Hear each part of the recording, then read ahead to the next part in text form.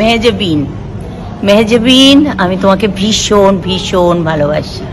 আমি তোমার আর অপূর্বর সবকটা নাটক দেখা হয়ে গেছে আমার।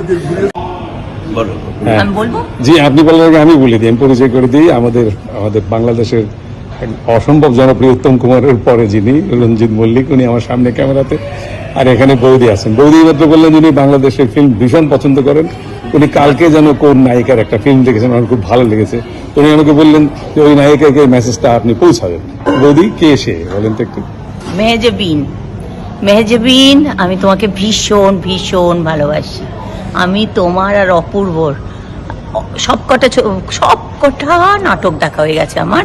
কালকে আমার হাজবেন্ড রঞ্জিত মল্লিককে তোমার নাটকটা দেখালাম। কি হিয়ালি আমি, খেয়ালি তুমি, না কি টাইপের একটা বড় বড় নাম, তা সেই